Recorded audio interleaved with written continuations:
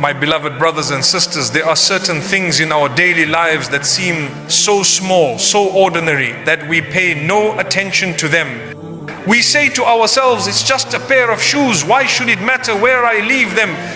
But in Islam, nothing is small when it comes to discipline, cleanliness and respect for the blessings that Allah has given us.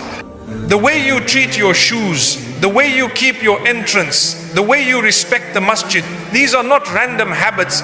They are reflections of your inner discipline, and they are signs of whether you invite barakah into your life or whether you allow poverty, evil and the whispers of shaitan to step into your home.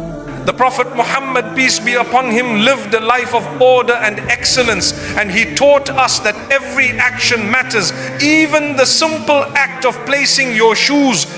Today, I want to share with you 7 powerful lessons and 6 clear warnings from Allah that you must take seriously about this matter. 1. Respect the entrance of your home.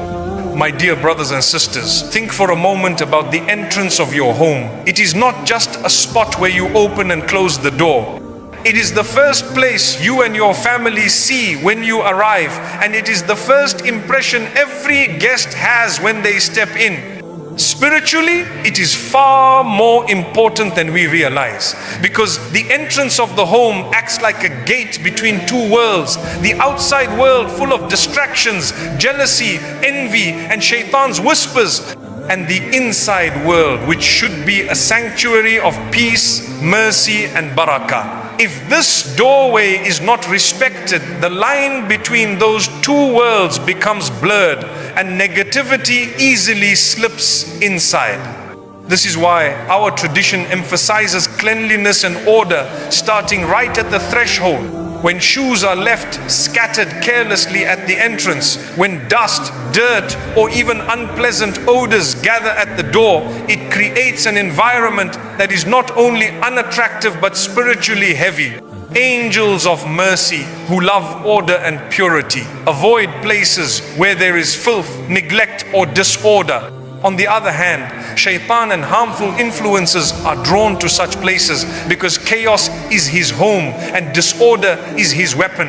A messy entrance does not only affect the appearance of the house, it affects the atmosphere within the home itself.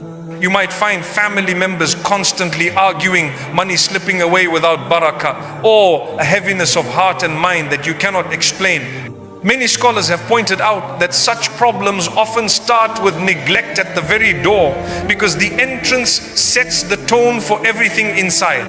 The Prophet Muhammad, peace and blessings be upon him, taught us to live with ihsan, excellence in every matter, big or small.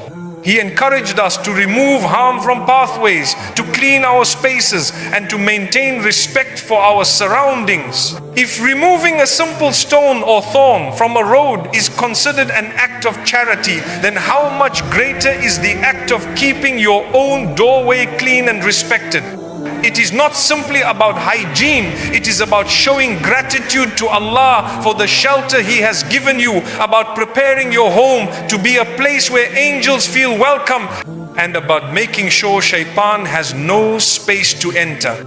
Imagine walking into a home where the doorway is neat, shoes are aligned, the floor is clean, and there is a sense of order from the very first step.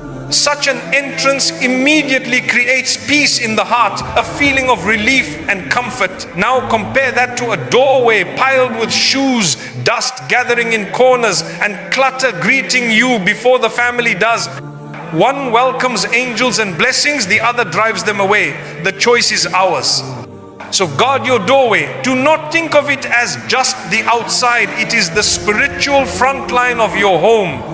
Teach your children to place their shoes properly, to clean the entrance regularly, and to respect that space as part of their worship. Every time you straighten the shoes, sweep the dust, or put things in order, remind yourself that you are not only tidying a space, you are protecting your home from harm, you are inviting angels of mercy, and you are honoring the Sunnah of the Prophet, peace be upon him. When the entrance is respected, the home becomes a place where angels feel welcome, where family members feel calm, and where shaitan is left standing outside with no permission to enter. Do not block the path of others. My beloved brothers and sisters, one of the most beautiful teachings of Islam is that we are not meant to live selfishly. Every action we do is supposed to take others into consideration. The Prophet Muhammad, peace and blessings be upon him, reminded us repeatedly not to harm others, whether intentionally or unintentionally. He said, asterisk, a Muslim is the one from whose tongue and hand other Muslims are safe. Asterisk, this hadith is a reminder that safety, comfort and ease for others should always be part of our behavior. Hada nasafety bikum adarat. Now imagine for a moment that someone is walking towards the masjid for salah. Their heart eager to pray, and suddenly they stumble or struggle because your shoes are left in the middle of the entrance. This small act, which you may not even think twice about, becomes a source of discomfort and harm for another person. When we leave our shoes scattered in hallways, at the doorstep of the masjid, or even in narrow corridors of our homes, we are blocking the path of others without realizing it. It may force an elderly person to bend painfully just to move past, or it may cause a child running innocently to trip and hurt themselves. Sometimes it may even irritate a guest who visits and sees carelessness at the very first step. Angels of mercy avoid such places where people are inconsiderate and cause inconvenience. What we might call a small mess could actually be turning away blessings and adding unnecessary sins to our record. The Prophet, peace be upon him, taught us that even removing a thorn, a stone, or any harmful object from the path is considered an act of charity. If clearing a road for others earns us reward from Allah, then imagine the opposite when we create obstacles through our negligence. We not only lose out on reward, but we may also earn blame for causing hardship. Allah loves those who make life easier for others, who bring comfort instead of annoyance, who live with consideration and compassion. So every time you think of tossing your shoes aside in the middle of a walkway, remember, this is not just about shoes. It is about the type of Muslim you want to be. Someone who creates ease or someone who creates difficulty. Think also of the masjid, the most honored space where we stand shoulder to shoulder, equal before Allah. Outside the masjid, sadly, many times we see shoes scattered everywhere, blocking the path, creating a scene of chaos before entering a house of discipline. This is not befitting for the house of Allah. When a visitor sees shoes in order, lined up neatly, they feel peace even before stepping inside. It shows respect, it shows unity, and it shows that Muslims care not only about salah, but about the comfort of one another. Disorder, on the other hand, creates stress. People push, they trip, they even get upset, and sometimes their mind is distracted in prayer because of the mess they just faced. Do you see how something small can affect something big? So, my dear brothers and sisters, do not block the path of others. Place your shoes neatly, either in a rack if it is available, or in a proper corner where they are not in the way. Teach your children from a young age that putting shoes properly is not only good manners, it is part of their faith. Remind them that the angels love order, and Allah rewards every small action done with ihsan, excellence. Next time you are about to leave your shoes anywhere, ask yourself, will this make it easier for others or harder? And then choose the way that earns you the dua of others and the pleasure of Allah. 3. Poverty comes from neglect. My dear brothers and sisters, many of us think that poverty only means not having money. But in reality, poverty is more than just an empty wallet. Poverty can be the loss of barakah in your income, the disappearance of peace in your heart, the feeling that no matter how much you earn, it never seems to be enough. Poverty can appear as continuous struggles, constant repairs in your home, endless arguments in your family, or blessings slipping away without reason. And do you know what often opens the door to this hidden poverty? Neglect. When we neglect small acts of discipline and cleanliness, we unknowingly remove the barakah that Allah places in our lives. Something as small as how you place your shoes reflects your inner discipline. Shoes thrown carelessly at the entrance show carelessness in your attitude. If you cannot manage small matters, how will you manage bigger responsibilities? If you cannot bring order to your shoes, how will you bring order to your finances, your work, your prayers, and your family life? Islam teaches us that the way you do one thing is the way you do everything. Disorder in one corner of your life spreads into other corners, just like dust left in one spot eventually spreads across the whole room. A person who lives without order, who is lazy with small things, will naturally invite laziness into greater matters, and laziness is the brother of poverty. The Quran reminds us, asterisk, indeed Allah does not change the condition of a people until they change what is within themselves. Asterisk, Surah Ar-Ra'd 13:11. This means if you want your rizq to grow, if you want your home to be filled with blessings, you must begin with change in your habits and in your discipline. Neglecting the entrance of your home, throwing your shoes here and there, allowing dirt and clutter to build up. These are not meaningless acts. They are reflections of what is inside. And what is inside reflects on the outside, drawing poverty instead of prosperity. Think about a person who wakes up every morning, lines up his shoes neatly, keeps his space clean, and maintains order in his home. That habit may seem small, but it trains his mind to live with responsibility, to value blessings, to act with gratitude, and Allah increases the blessings of the one who shows gratitude. On the other hand, a person who lives carelessly, who throws his shoes and leaves disorder at the entrance, trains his mind to be careless in other matters too. Slowly, this carelessness seeps into his work, his relationships, and his faith, until barakah is lost and poverty takes its place. My brothers and sisters, the Prophet Muhammad, peace and blessings be upon him, told us that Allah loves ihsan, excellence in everything. Excellence is not only in your salah, not only in your charity, but even in how you keep your belongings. Shoes may seem unimportant, but they protect your feet every single day. They carry you to work, to school, to the masjid. They are a blessing from Allah. When you respect your shoes by placing them properly, you are showing respect for Allah's blessing. And when you respect Allah's blessing, He increases you in barakah. But when you neglect it, when you throw it aside without thought, you are showing ungratefulness, and ungratefulness leads to loss.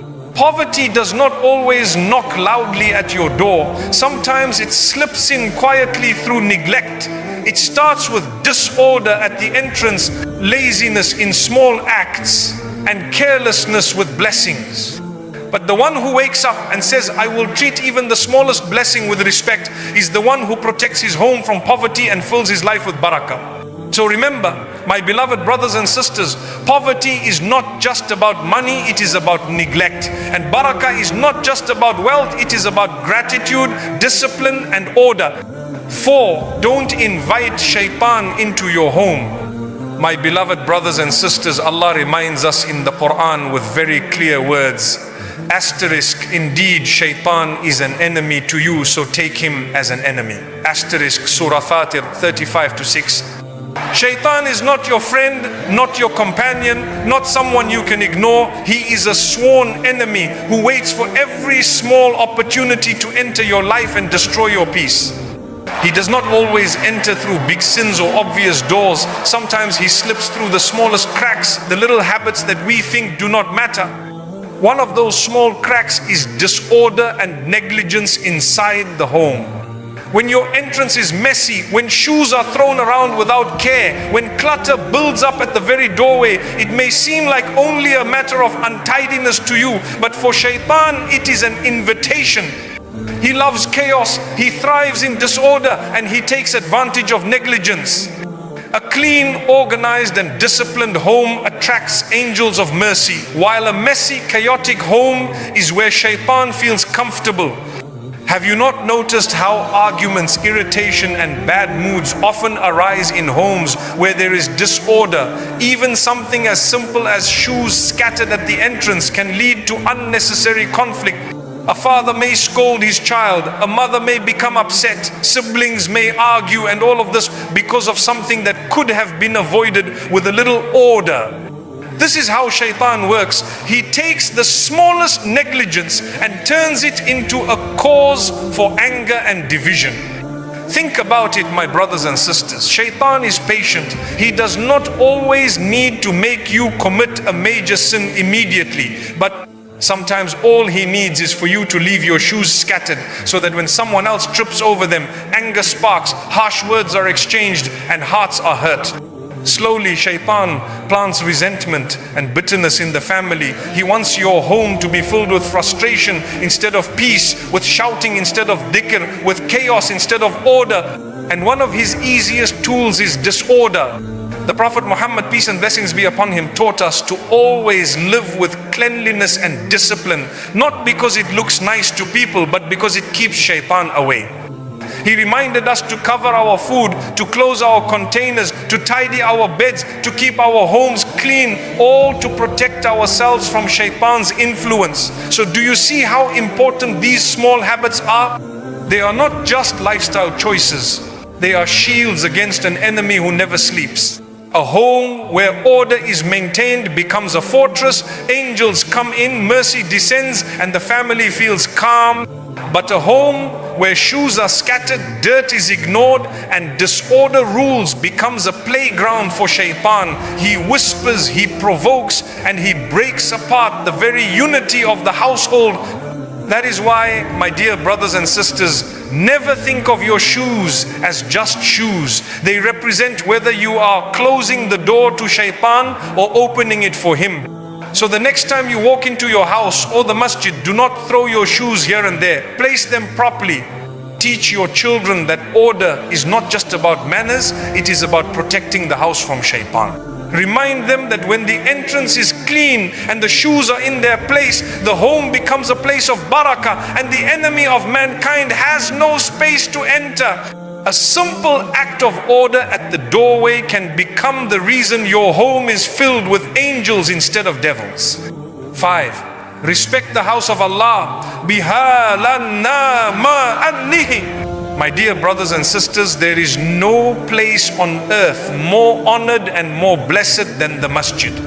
It is not simply a building of bricks and walls. It is the house of Allah, a sacred place where His name is remembered, where Quran is recited, and where hearts bow together in humility before their Creator.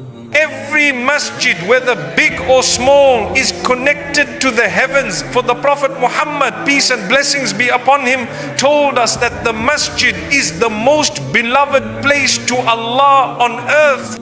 If this is the most beloved place to Allah, then surely our attitude towards it should be one of utmost respect and discipline. Yet sadly, we often see how people treat the entrance of the masjid with carelessness. Shoes are thrown everywhere, blocking pathways, piled on top of each other, and sometimes even carrying najasa, impurity, from the streets into the sacred ground. Imagine, my brothers and sisters, angels descending upon the masjid to witness worshippers, and the first thing they see at the door is chaos and neglect. Is this how we welcome the angels of mercy? Is this how we honor the house of Allah? We must realize that respect for the masjid begins not when we start our salah inside, but the moment we approach its entrance. The way we leave our shoes reflects the way we value the sanctity of that house. Think about this. When you are invited to the home of an important person, maybe a leader, a respected elder, or a wealthy host, you would be careful with your manners. You would place your shoes neatly, you would avoid making a mess, and you would try to give the best impression. If we can do this for people, why do we fail to do it for Allah, the Lord of the worlds, when entering His house? How can we show discipline for human beings, but show neglect for the Creator of all human beings? This is not befitting for a believer. The Prophet Muhammad, peace be upon him, was extremely careful with the masjid. He taught the companions to keep it clean, to avoid causing discomfort at its entrance, and to always maintain its dignity. He himself would help in the cleaning of the masjid, setting an example that even the leader of the ummah should honor the house of Allah with his own hands. If he, peace and blessings be upon him, placed such importance on cleanliness and order, then how can we as his followers treat it casually? Furthermore, leaving shoes scattered outside the masjid is not only disrespectful but harmful. People trip, elders stumble, and children cry after falling. Sometimes people even get their shoes stolen because of the mess and confusion. All of these are consequences of negligence. When shoes are placed neatly, none of this happens. Instead, there is peace, order and ease for every worshipper entering or leaving the masjid. Remember, angels love order, and where there is order, there is mercy. Brothers and sisters, the masjid is the symbol of our unity. Inside we stand shoulder to shoulder, equal before Allah, rich and poor, young and old. Outside, our shoes should also reflect that same unity and discipline. Imagine a row of shoes placed properly. It reflects harmony before you even step inside. Compare that to a pile of shoes thrown everywhere. It reflects carelessness and disrespect. Which image do you think earns the pleasure of Allah? Which image do you think invites angels, and which one drives them away? So let us make it a habit to respect the house of Allah from the moment we approach it. Place your shoes neatly, teach your children to do the same, and remind others gently if you see neglect. Do not think it is a small matter, because respect in small matters opens doors to great reward. Every time you place your shoes in order outside the masjid, tell yourself, I am honoring Allah's house. I am preparing my heart to enter His presence with humility. And believe me, that simple act will not go unnoticed by Allah. 6. Protect others from hidden danger.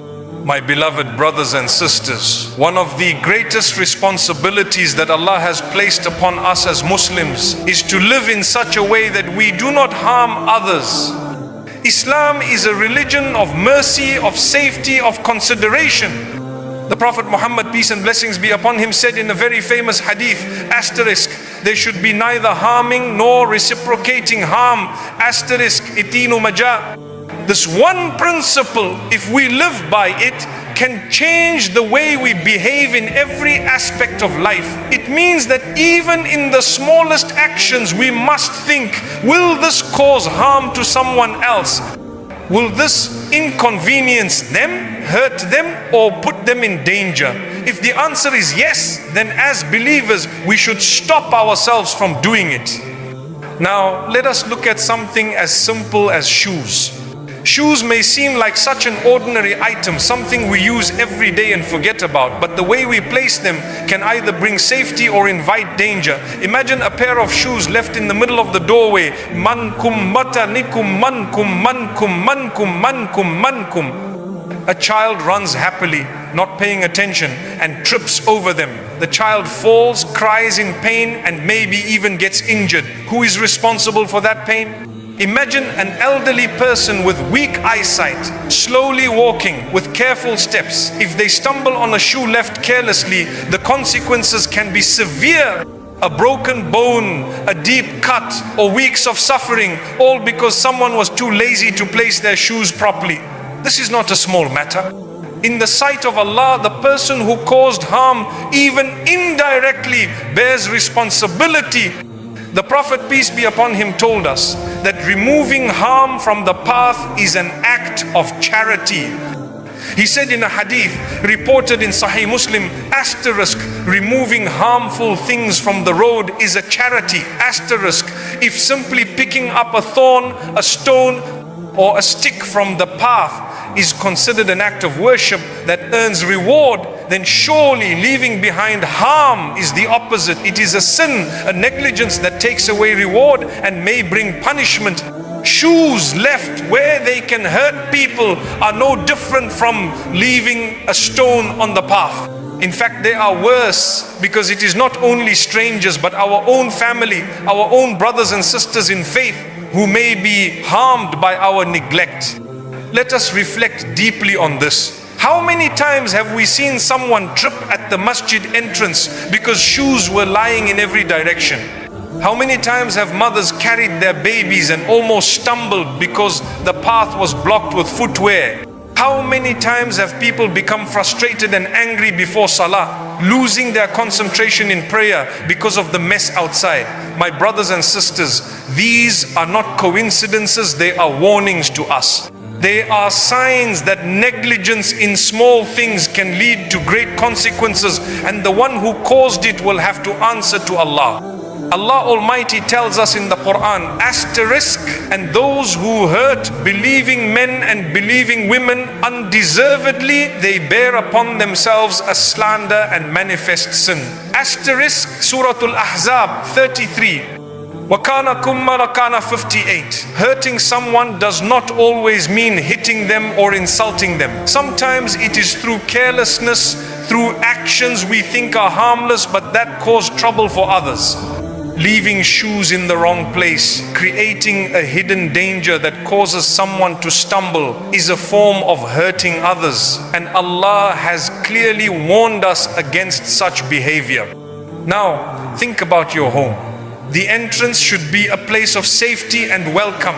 If you keep it messy with shoes scattered around, you are not only making it unpleasant, you are creating hidden dangers for your family.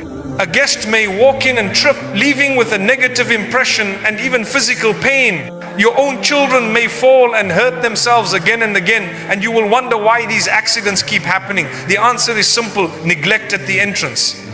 A moment of discipline can prevent days of pain.